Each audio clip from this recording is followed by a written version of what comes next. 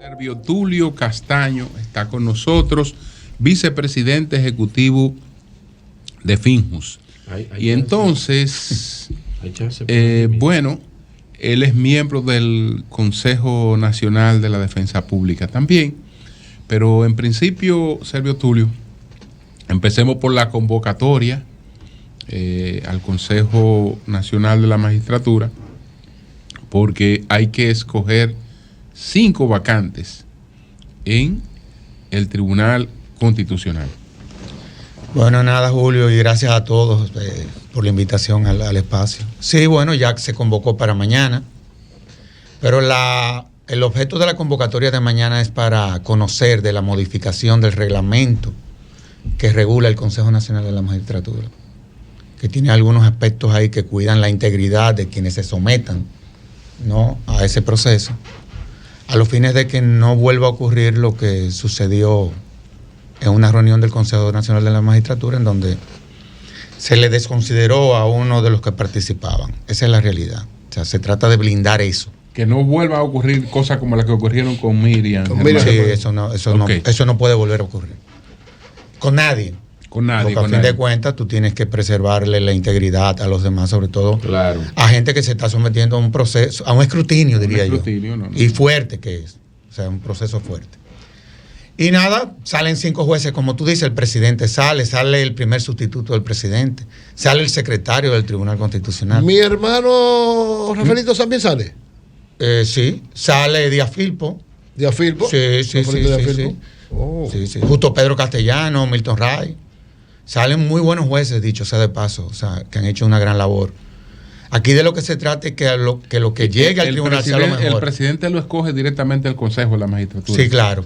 Una vez se eligen los miembros, las vacantes, ya ahí el Consejo Nacional de la Magistratura elige al presidente y al primer sustituto del presidente. Sí, eso es así. Ojalá nada que el proceso se lleve con los mayores niveles. ¿Y cuáles son los perfiles para la presidencia? ¿Quiénes se mencionan? Sí. ¿Cuáles son Mira, los no perfiles? es quiénes se mencionan. ¿O quiénes pueden ser, tú crees? No, porque a gente que tenga... a Subero Isa lo están descartando por viejo. Sí, porque tiene 76 años. Sí, ya acuérdate 75, que claro. le da más. 75 años. 75. Se ven ampliar esa edad, pero bueno. Yo no entendí eso, honestamente hablando. Yo nunca estuve de acuerdo con poner la edad, sobre todo a una alta corte, que a fin de cuentas yo creo que la experiencia siempre se impone, y una persona con 75 años hoy en día, pero todavía es joven, es una persona en este tiempo ya totalmente lúcida. Bueno, el mejor ejemplo es don Jorge Subero Isa, exacto, que hubiese sido un excelente. Lo que pasa es que los jueces entonces duran 10 años. 9 años. Acuérdate que en principio 75. Se creó una estructura en donde duraban 6 años, 9 años y 12 años. Porque cada 3 años sale un grupo. Entonces, de lo que se trata es de que, como se trata de un órgano político, porque a fin de cuentas el Tribunal Constitucional es la parte política de la justicia. Esa es la realidad. Sí. Ahí es donde confluye la ideología. Todo. Y en donde, hablando del presidente, ahí hay que tener una visión de Estado. O sea, un buen currículum no es suficiente para tú presidir un tribunal constitucional. Porque a fin de cuentas, aquí la gente no se da cuenta, pero el modelo de Estado aquí cambió. Y sucede que ya el Tribunal Constitucional, como sus decisiones son vinculantes a todo el mundo, es probablemente el órgano más poderoso que hay en la República Dominicana. Es el órgano que es capaz de doblar el pulso al presidente de la República con un reglamento o resolución. Es el órgano que es capaz de doblar el pulso a un presidente de la Suprema Corte de Justicia, a un pleno de la Suprema Corte de Justicia, al Tribunal Superior Electoral. Y en un ambiente de campaña... A cualquier ministro. A quien sea. En un ambiente de campaña hay precedentes que hemos escogido tantos miembros de una alta corte en un periodo como este. No. Una campaña abierta ya... Totalmente. Bueno, acuérdate que en el 2012... fue en diciembre del 2011, se escogieron al actual presidente del Tribunal Constitucional, o sea que, y estábamos prácticamente en campaña también. ¿Fue en el 2012? Sí, en el 2011, y se juramentaron en el 2012. Okay. En enero del 2012. Porque al fin y al cabo los partidos se ponen de acuerdo. Sí, se ponen de acuerdo. Bueno, que yo te voy a decir una cosa. Se hace cierto consenso, ¿no? Miren lo que te voy a decir, Julio, porque aquí hay cosas que hay que desmontar. En esos temas, ¿no? Sí, claro. Pero que yo te voy a decir una cosa. Ese es un proceso político. ¿Quiénes componen el Consejo Nacional de la Magistratura? ¿Son políticos? No es político. Sí, eso es verdad. O sea que, Todos. a fin de cuentas, negar eso es desconocer la realidad. Y te voy a decir una cosa, tiene que ser político. Porque a fin de cuentas, todo el que está ahí, menos el Procurador General de la República, lo elige el pueblo. Es decir, cuando un senador... No, ni el juez que... No, porque los que jueces No, y los tampoco. jueces... Sí, Claro. corrijo. Ni el presidente de la Hay Suprema, ni el tres- juez de hay la tres- Suprema. hay tres Exacto. que no lo eligen. El pueblo. Pero son, en el caso del Poder Judicial, es un poder del Estado. Sí, es un poder, exacto. ¿Tú ves? Pero ¿qué es lo que sucede? ¿Por qué es un proceso político? Los senadores, el senador que está ahí, no es Fue elegido representando por voto. en principio al partido, es a la sociedad. Claro. Esa es la Fue elegido lógica. por voto. Esa es la lógica. Y en muchísimos países son políticos, inclusive en su ¿Qué totalidad. edad tiene don Julio César, tu hermano? 68 años. Se está rumorando que él podría ser el Julio. presidente. Bueno, yo no sé, Ahora, honestamente Julio, no te lo de digo. antemano un juez que para conocer una... Saludos a don Julio César Castaño Guzmán, hermano y amigo. De antemano, yo digo que de antemano Próximo un presidente del juez Tribunal Constitucional. que para conocer una investigación le imponga una pena anticipada de 18 meses Sí, a una eso es persona, bueno. no merecería ir al Tribunal Constitucional porque no es un garantista. Bueno, No- pero tú no- me haces no- la pregunta porque tú sabes que yo lo soy. no, tú lo eres, pero tú crees que... Tú eres un garantista. Pero no es que ¿tú crees yo lo un juez? sea. Porque hay algunos- Háblale al micrófono. porque hay algunos jueces que creen que se ganaron eso imponiendo 18 meses anticipados a personas Que que se, esos la, son- que se la presentaban nada más para ser investigada. Mira, tú tienes 18 meses de pena anticipada. Y entonces Agárrate de ahí. se creen que estaban comprando un ticket para una alta corte. Pero yo te voy a decir algo, miren, esa práctica que no existe solamente en este país. Sí. Yo ni siquiera juzgo al Ministerio Público, que es quien solicita esos 18 meses. ¿Y aquí? Yo al que culpa es el juez que lo concede. Ah, Porque el juez está para garantizar garantías, correcto. para proteger garantías constitucionales. Por ejemplo, yo he escuchado la semana pasada de sectores que le están pidiendo a los magistrados que resuman la lectura de las acusaciones contra imputados. Eso es inaceptable. Inconstitucional. Eso es inaceptable no solamente porque es inconstitucional, por el tema del principio de la oralidad Claro. Claro, y por el tema del debido proceso. correcto. Es ilegal. El artículo 318 del Código Procesal Penal protege eso, pero más aún, hay decisiones ya de la Suprema Corte de Justicia que obliga al juez a que en un caso, si se pretendiera violar esa garantía, es decir, de que se le lea toda la acusación al imputado, está obligado a decirle a las partes que la tienen que leer. Solamente hay una excepción, y es cuando las partes, imputados y Ministerio Público se ponen de acuerdo. Que viendo de que en determinada, como parte de la acusación, son cosas que no son relevantes, un tanto para acortar el tiempo, proceso. pero se tienen que poner de acuerdo todas las O partes. sea, si hay una que dice que hay que leerlo, hay que leerlo. Y eso no se Pero- puede, espérate, y eso no se puede aceptar en este país. Usted ¿eh? responsabiliza a los jueces, pero hay que decir también algo, don Servio Tulio Castaños Guzmán, con relación a eso. Y es que lamentablemente en nuestro país en los últimos años ha existido un terrorismo judicial. Aquí hay jueces que sabiendo ellos que esa solicitud es irracional, que no se corresponde con el caso en cuestión, sin embargo, no se atreven a ir en contra de esa solicitud del Ministerio Público, entre comillas, independiente que tenemos en este país. Entonces, no solamente el juez, es también el terror que se le hace sentir a ese juez de que cuidado, si tú fallas diferente a lo que te estoy solicitando, y la condena social también, Sí. Pero es yo otra. pero yo te voy a decir algo, el juez que piense de esa forma no debiera de ser parte del Yo tribunal estoy de judicial. acuerdo. No Tan debería. sencillo. No debe ser juez. Yo te voy a decir una cosa. Uno, por ejemplo, como figura pública, pública está expuesto a que diga muchísimas barbaridades de uno. Sí. Eso es así. Claro. Bueno, tú te tienes que preparar emocionalmente y saber que esas son hasta reglas del juego. Todo el que ocupa una función pública. Todo el que ocupa una función pública y se juez o usted se mete a ser figura pública. Usted tiene que saber, si no quédese en su casa. No se mete en esto. Usted tiene que hablar con sus hijos y hablar con su esposa y con sus relacionados, que a fin de cuentas es con quien uno más o menos se relaciona y convive. Esa es la realidad. Y explicarle las cosas, pero si es así, ahora sí es verdad que yo me estoy poniendo nervioso en honor a la verdad. Servio Tulio, honestamente hablando te lo digo. Porque el caso de que el Ministerio Público solicite siempre prisión, eso no es solamente en este país. Es que esa es la naturaleza. Yo fui Ministerio Público. Y soy miembro del Consejo de la Escuela Nacional del Ministerio Público. Entonces, es una doctrina. Es parte de la naturaleza. Ahora, la del juez no.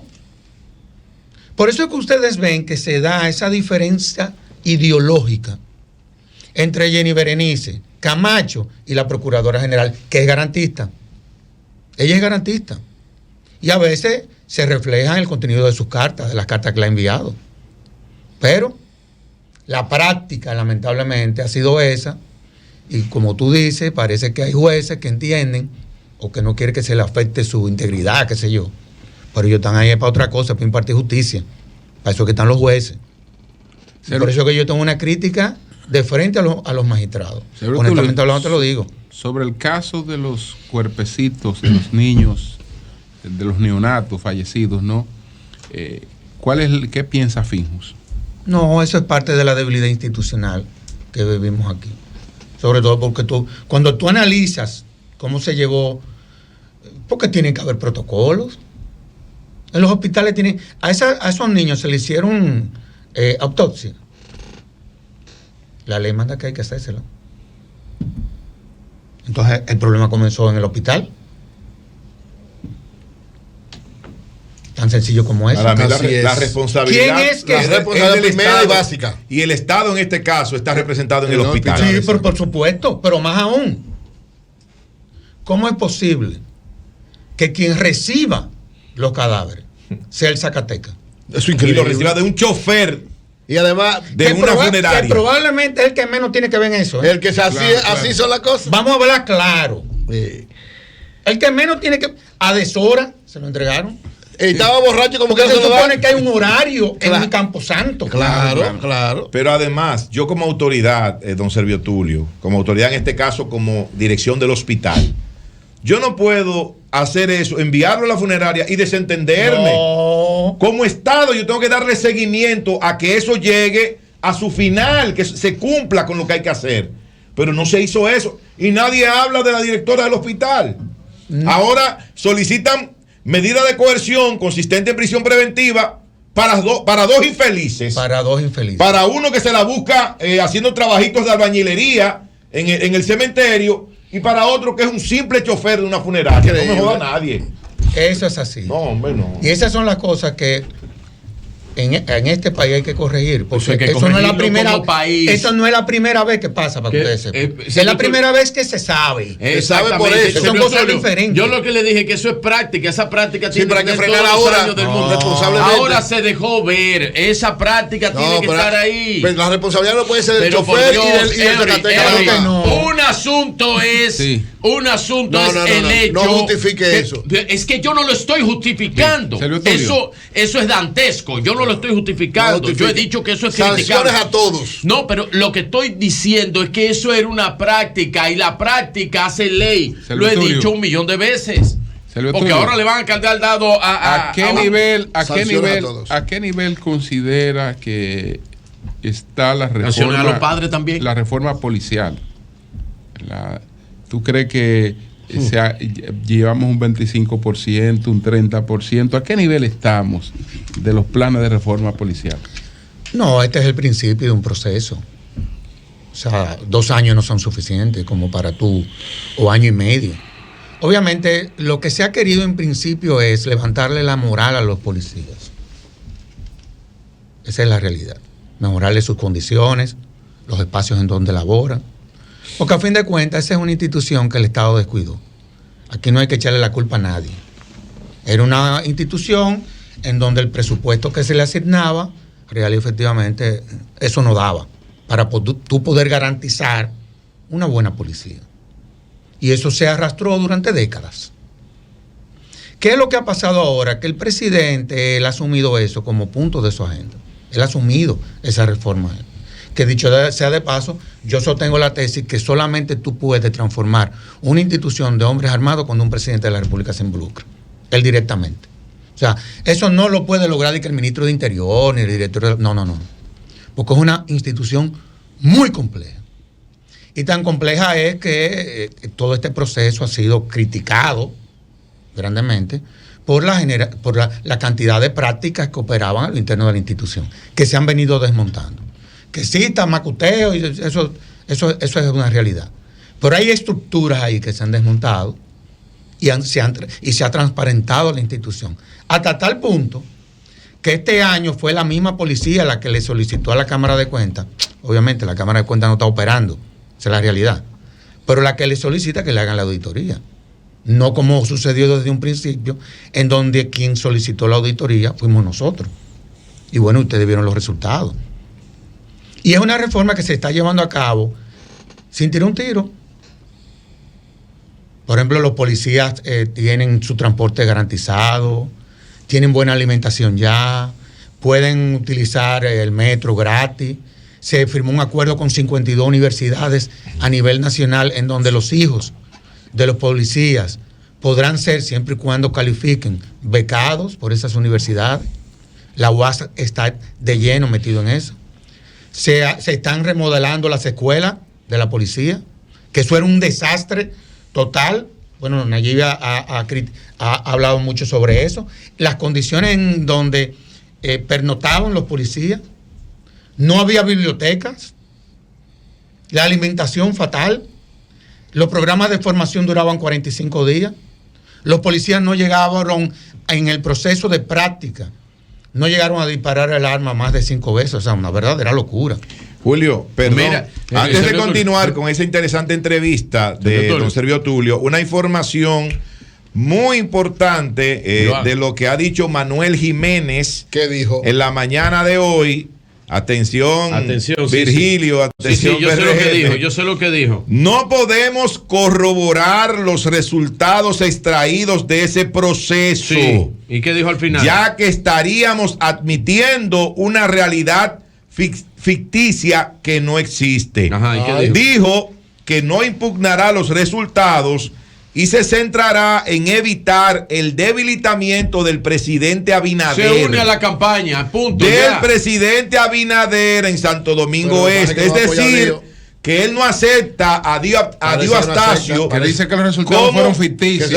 Como candidato. No acepta. No lo acepta. Tú ves qué lindo cuando ustedes dicen algo así, pero de momento ahorita tú dijiste que había un proceso exitoso con un pequeño escollo en Santo Domingo Norte. Pero sin embargo, así. Pero lo que dice aquí es que no va a apoyar. Es que no acepta los resultados. Óyeme, es que óyeme, ahora mismo, y todos conocemos al alcalde Manuel Jiménez, ahora mismo el proceso de Manuel, él está dolido sobre el proceso. Manuel sabe lo que pasó ahí y Manuel se va a unir a la campaña. Tenía una preguntita para como lo ha hecho Adán, como lo ha hecho. Mire, ya no tiene pregunta para hacerle tú. Sí, yo tengo una pregunta para hacerle. No, pero lo que pasa es que quería aclarar que dijo Manuel que no acepta los resultados. Dijo Manuel que se centrará en la campaña del presidente. En evitar la debilidad. No.